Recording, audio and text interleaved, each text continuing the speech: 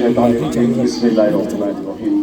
हज़रात तवील गुफ्तगू और बेहतरीन मालूमात हमारे कॉर्पोरेटर साहब जनाब सरफराज इंजीनियर साहब आपको तफसील से बता चुके हैं और मैं ज़्यादा आपका वक्त ना लेते हुए खाली मुद्दे की दो चार गुफ्तगू कर यहाँ से दूसरी जगह रवाना होंगे हम। खाली आप मेरी इस पैगाम को गौर से सुने। ये कोई तकरीर या कोई जलसा या कोई ऐसा बड़ा शो नहीं है, खाली हक की बात करना है। 2 दिन बचे हुए हैं इंतखाबात की तारीख के दरमियान में। इंतखाबात होंगे आपकी कर्नाटक की असेंबली में 224 सीट्स है। 224 कॉन्स्टिट्यूंसी में कुल हिंद मजलिस इत्तेहाद मुस्लिमीन सिर्फ और सिर्फ 3 पर लड़वा रही है। आप मेरी बात समझे, 224 में से हम सिर्फ 3 पर लड़वा रहे हैं, जिसमें 2 हमारे उम्मीदवार हैं और 1 हमारे ताइदी उम्मीदवार हैं। अब यकीनन 13 तारीख को नतीजे लिख लेंगे, पता नहीं क्या नतीजे लिख लेंगे। भाजपा चेयर पर बैठेंगी नहीं मालूम, भाजपा हुकूमत करेंगी नहीं मालूम, कांग्रेस हुकूमत करेंगी नहीं मालूम, या मिली जुली सरकार होंगी नहीं मालूम, या कोई भी होगा नहीं मालूम।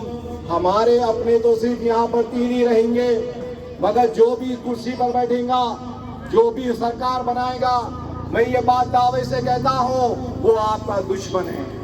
जो भी सरकार बनाएगा वो आपके लिए सीने में जहर रखने वाला है। जो भी सरकार बनाएगा उसको अक़लियतों से, मुसलमानों से, मसाजिद से, मदरसाओं से और आपकी बस्तियों की तरक्याती कामों से कोई दिलचस्पी होने वाली नहीं है।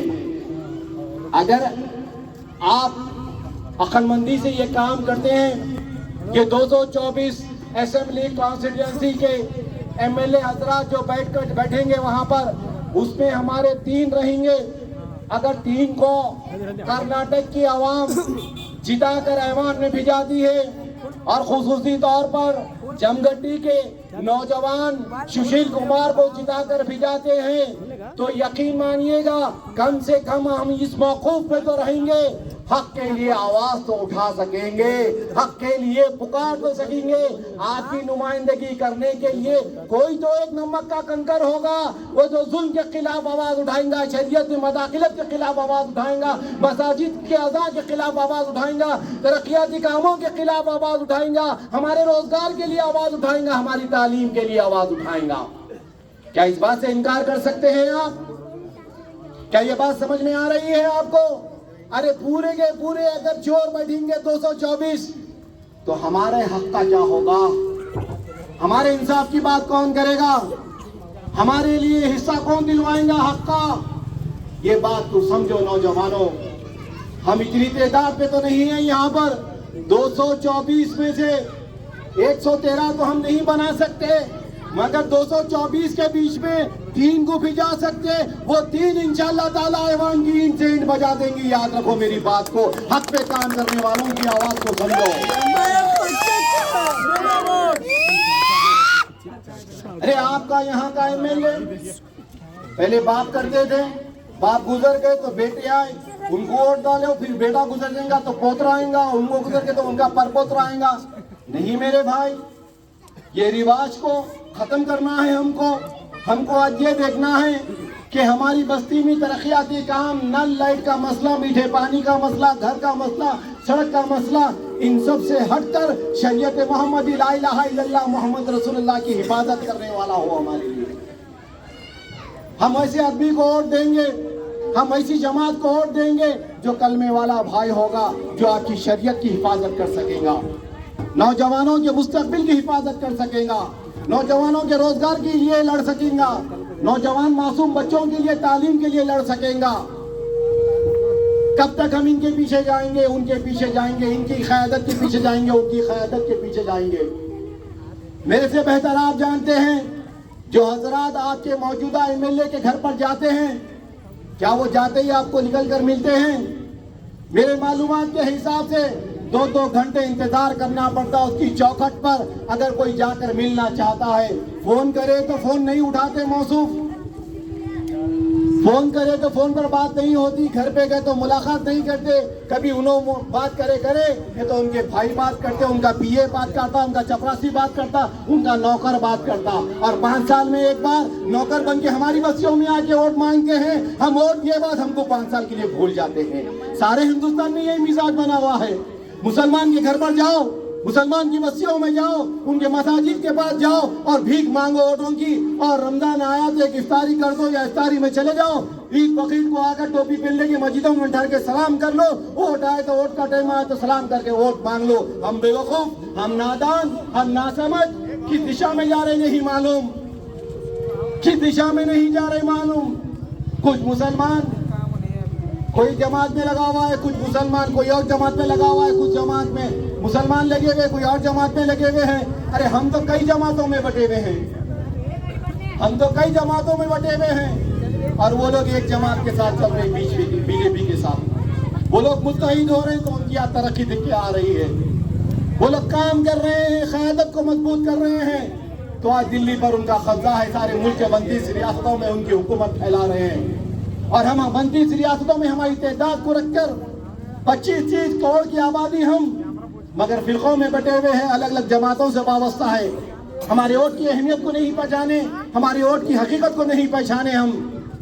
अरे आज बरसों बरस के बाद आपके दरमियान में वो जमात आई जो जमात सारे हिंदुस्तान में फैल रही है। आपके दरमियान में, आपकी बस्ती में वो जमात आई है जो जमात सारे हिंदुस्तान का मुसलमान तस्लीम कर चुका है कि हमारा क़ायद कोई है तो असदुद्दीन ओवैसी साहब जैसा क़ायद।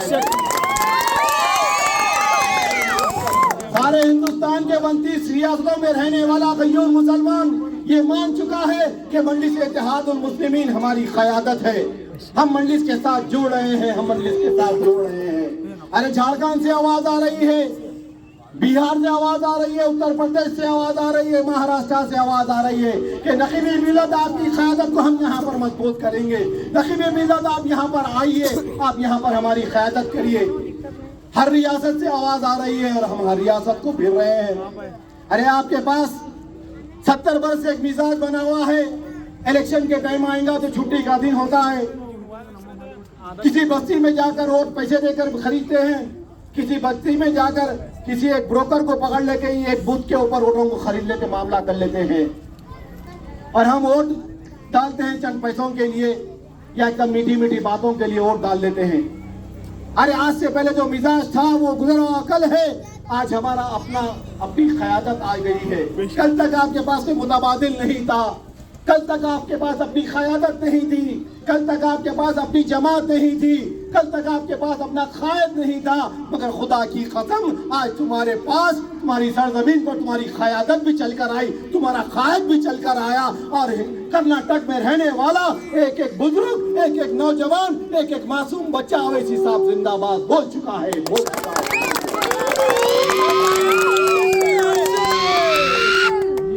अरे जलसों में लाखों का मजमा, ओवैसी साहब आए तो उनकी रैली में लाखों का मजमा, उनके जलसों में चीख पुकार नारे करने के लिए लाखों का मजमा, और वोट डालते वक्त कहां चले आता है ये मजमा।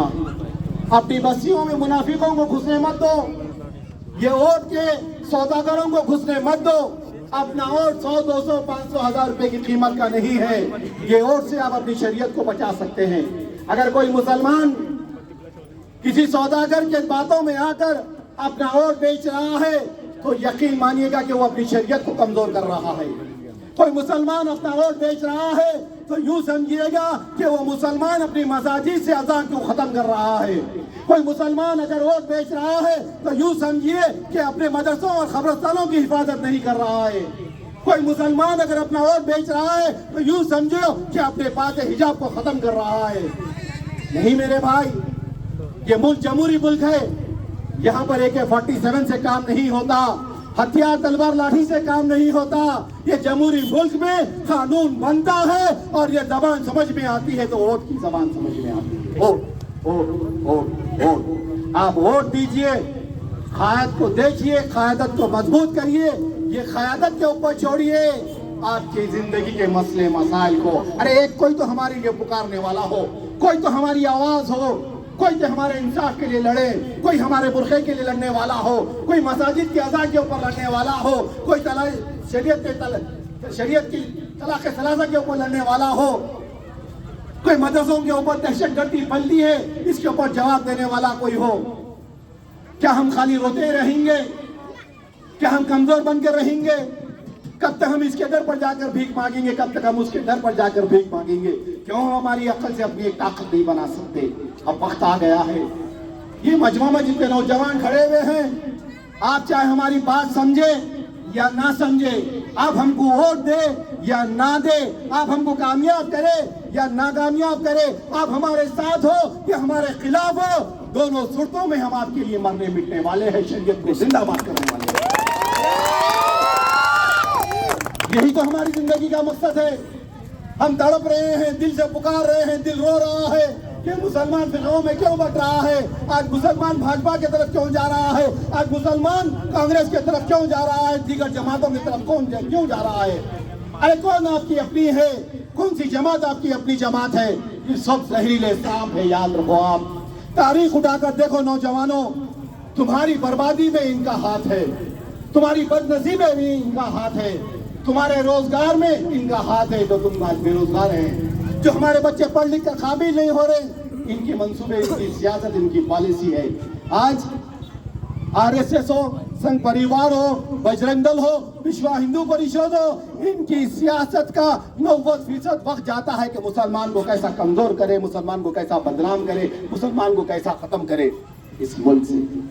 और हम पलट के चोरों को साथ दे रहे हैं, ये बदमाशों का साथ दे रहे हैं, ये खातिलों का साथ दे रहे हैं। हम नहीं मेरे भाई, वोट डालेंगे तो सुशील कुमार को डालेंगे, नहीं तो घर में सुकून से बैठेंगे। बेशक कल मरने के बाद अल्लाह तुमसे ये सवाल करेगा, तुम्हारा अपने वाला आके तुमसे अपील किया था, तुम्हारा अपने वाला आया था, शरीयत की हिफाजत की बात किया था, तुम्हारा अपना वाला आया था, तुम्हारे मुस्तकबिल की बात किया था, तब भी तुम 500, 1000, 1500 के लिए अपना वोट नहीं, अपना ईमान बेच दिए।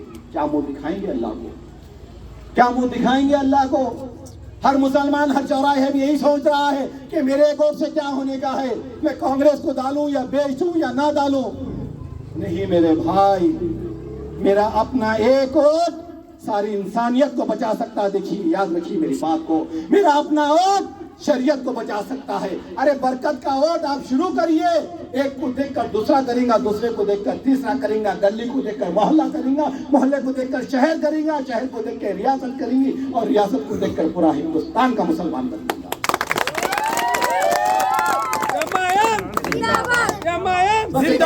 आए हैं आपके लिए, आपके सामने, और मैं समझता हूँ कि मैं अपना पैगाम आप तक पहुँचा दिया। अल्लाह दिलों का हाल जानने वाला है। कौन मकबर है नहीं मालूम, कौन हमारी कौम में मीर सादिक मीर जाफर की औलाद है नहीं मालूम, कौन यहाँ से सुनकर जाकर वहां बात पहुंचा रहा नहीं मालूम, मगर हमको किसी की परवाह नहीं है, हमको किसी की परवाह नहीं है। अरे हम तो सर पे कफन बांधकर भूखे प्यासे निकल गए हैं, सीधा आता सीधा आ, टेढ़ा आता टेढ़ा आ, हम हर तरीके से तैयार है मुकाबला करने के लिए।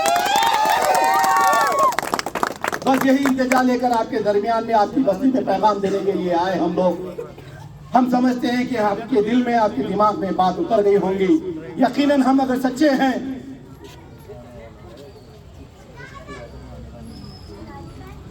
हम अगर सच्चे हैं तो यकीनन हमको अल्लाह की जात पे उम्मीद है कि हमारी बात आपके दिलों में उतरेगी। अगर हम हमारी जबान में तासीर है तो जरूर अल्लाह आपके दिलों को फेरेगा। और 2 रोज बचे हुए हैं, बहुत जलसे होंगे और गश्त भी होंगी आपकी बस्ती में। आएंगे कांग्रेस का तिरंगा पकड़ लेकर, अब जलसा भी कहीं हो रहा है, वहां भी आपको अच्छी अच्छी बातें करेंगे। अरे हमारे पास ऐसे ऐसे कंप्लेंट्स आ रहे हैं, ऐसे ऐसे लोग आके बहुत बात कर रहे हैं कि साहब हम इनके घर को गए थे, हमारी बच्ची की जो है ना किडनैपिंग हुई थी, मगर इन्हें हमारा साथ नहीं दिया। कोई साहब आके ये बता रहे हैं कि झूठे केस में मेरे बच्चे को नाहक के लिए जेल में डाल दिए, हम जाकर इसके घर पे 4 दिन फिरे मगर हमारा साथ नहीं दिया। कोई कुछ कंप्लेंट लेके आ रहा, कोई कुछ कंप्लेंट लेकर आ रहा, और अब तो ये बात भी आ रही है, बस्तियों में घुस कर डरा रहे हैं, अगर कांग्रेस को वोट देंगे तो सुकून में रह सकेंगे, कांग्रेस को वोट नहीं देंगे तो सुकून तुम्हारा गारत हो जाएगा। अरे बाबा, सुकून हमारा गारत नहीं होगा। अब ये आवाम पलट गई, तुम्हारा सुकून गारत करने वाले हैं हम। किसी बस्ती में जाकर पैसों की लालच दिए जा रहा है, किसी बस्ती में जाकर धमकियां दे रहे हैं। उनके दलाल, उनके सौदागर, उनके ब्रोकर पूरे मुसलमान बस्तियों में फिर रहे हैं और कह रहे हैं कि मजलिस इत्तेहादुल मुस्लिमीन के उम्मीदवार के बातों में मत आओ, सुशील कुमार के बातों में मत आओ। सुशील कुमार को वोट अगर डालेंगे तो कांग्रेस हार जाएंगी और बीजेपी आ जाएंगी। क्या आप हार लेंगे बीजेपी आकर हमारा? क्या आप हार लेंगे? क्या इनके डर से हम घर में बैठ जाना? क्या इनके डर से हम वोट नहीं लड़ना? क्या इनके डर से हम इलेक्शन नहीं लड़ना? अरे बीजेपी मेरी जूती सदी, आती है आए, जाती है जाए। ला इलाहा इल्लल्लाह मोहम्मद रसूलुल्लाह का काफिला निकल गया है। 75 बरस इंतजार किए हम इस मुकाम तक आने के लिए। 75 बरस के बाद आज एक क़यादत इस मुकाम पर आई है। तवील इंतजार के बाद हजारों का खून पसीना मिला हुआ है जमात की कामयाबी के लिए। कई लोगों ने अपनी जानों की कुर्बानी दी, तो आज हैदराबाद से काफिला आपके दरमियान में आया। आप लोग जाने जमात को, समझे क़यादत को और पसंद किए। कोई क़यादत ऐसे रातों रात नहीं उठ जाती मेरे भाई। आज हमसे वो 75 बरस आगे हैं जिनका हमको डर दिखा रहे हैं, और इंशाअल्लाह ताला अल्लाह की ज़ात से उम्मीद है 10 बरस हमारे लिए काफी है। 10 बरस अगर मुसलमान ये सोच लिया, हिंदुस्तान का 25 करोड़ गैर मुसलमान अगर 10 बरस ये सोच लिया कि हम वोट डालेंगे तो अवैसी साहब को डालेंगे, हमारा वोट जाएगा तो कुल हिंद मजलिस इत्तेहादुल मुस्लिमीन के हक में जाएगा, तो खुदा की कसम ये मुस्तकबिल होने वाला है। याद रखिए कि दिल्ली में कौन बैठेगा, दिल्ली में कौन सरकार बनाएगा, ये कुल हिंद मजलिस इत्तेहादुल मुस्लिमीन और आप लोग तय करेंगे। याद रखो, मुत्तहिद हो जाओ, मुनज़्ज़म हो जाओ, कलमे की बुनियाद पर एक हो जाओ। अरे हम जिसको वोट डाले वो जीते या हारे, वो फैसला तो आसमानों में होने वाला है। हम तो ये इरादा कर लेंगे आज के बाद से अल्लाह को हाजिर नाजिर रखकर हम ये फैसला कर रहे हैं, जब तक जिंदा रहे हम अपनी जमात को वोट देंगे। अगर मरने का वक्त भी आ जाएगा तो नस्लों को वसीयत और नसीहत कर कर मरेंगे कि तेरा बाप भी एमआईएम को वोट दिया था और तू भी वोट देना। कल तू भी मरते वक्त अपनी नस्लों को वादा करना, वादा लेना कि मजलिस को ही वोट देना इंशाअल्लाह। कोई कांग्रेस नहीं, कोई आरजेडी नहीं, कोई बीजेपी नहीं, कोई रीजनल जमात नहीं, कोई नेशनल जमात नहीं, कोई अपोजिशन नहीं, कोई रूलिंग पार्टी नहीं। अब एक ही जमात चलने वाली है हमारे लिए सारे हिंदुस्तान में, वो है हरा परचम, हरा झंडा। हरे झंडे की खासियत आपको बता दो, आप अपनी मोहल्ले के चौरस्तों में, अपनी बस्तियों के चौरस्तों में, अपने घरों पर हरा झंडा लगा दो और ऐलान कर दो ये एमआईएम का घर है, ये एमआईएम का चौरस्ता है। खुदा की कसम किसी माँ के जने में इतनी ताकत नहीं कि तुम्हारे घर पे तरफ ये हरे झंडे की ताकत है मेरे भाई। बता दो सारी दुनिया को कि जमघटी कर्नाटक का मुसलमान जाग गया है। जीतो या हारो, कुछ भी हो, हमारा वोट तो जाएगा कुल हिंद मजलिस इत्तेहादुल मुस्लिमीन के हक में। अल्लाह मुझको आपको कहने सुनने से ज्यादा अमल की तौफीक अता फरमा। अल्लाह हम सबके गुनाहों को माफ फरमा, हम सबको सिरातुल मुस्तकीम पे चलना आसान हो जाए। परवरदिगार हमारी परेशानियों को दूर फरमा, हमारी बस्तियों की हिफाजत फरमा, जान की, माल की, इज्जत की, आबरू की हिफाजत फरमा। परवरदिगार बड़े बेबस है, बड़े कमजोर है, बड़े लाचार है मौला, मगर तेरी रहमत से नाउमीद नहीं है परवरदिगार। अल्लाह हमारी हिफाजत फरमा, हमारे माँ बहनों की हिफाजत फरमा, हमारे काम कारोबार की हिफाजत फरमा, हमारी बस्तियों की हिफाजत फरमा। मासूम बच्चों के रोशन मुस्तकबिल के लिए अल्लाह कुछ कर दे मौला, कुछ कर दे। दिलों को फेरने का काम तो तेरा ही मालिक, तेरे फजल की रहमत के इंतजार में है। अल्लाह बड़ी तकलीफ में गुजर रहा है मुसलमान हिंदुस्तान में परवरदिगार। 70 बरस 75 बरस बेबसी में, कमजोरी में, लाचारी में लुट कर कट कर गुजारे हैं मौला। अब तो दिन बदल दे मौला, अब तो दिन बदल दे मौला। हमारी दरमियान में इत्तेहाद नहीं है मौला, फिरकों में बट गए, हम फिरकों में लुट गए हैं मौला। कलमे की बुनियाद पर अल्लाह सियासत के लिए एक हो जाए, कलमे की बुनियाद पे अल्लाह क़यादत के लिए एक हो जाए, कलमे की बुनियाद पे अल्लाह हिंदुस्तान के मुसलमानों के रोशन मुस्तकबिल के लिए एक हो जाए। अल्लाह ये काम बड़ा मुश्किल है अल्लाह। अवैसी साहब चल पड़े हैं, हम सब चल पड़े हैं अल्लाह। हिंदुस्तान के मुसलमानों के दिलों को फेर दे अल्लाह। कुल हिंद मजलिस इत्तेहादुल मुस्लिमीन का दामन पकड़ ले और ये क़यादत को मजबूत करे। शुक्रिया। खुदा हाफिज़ व आखिर दुआना वल हम्दुलिल्लाहि रब्बिल आलमीन।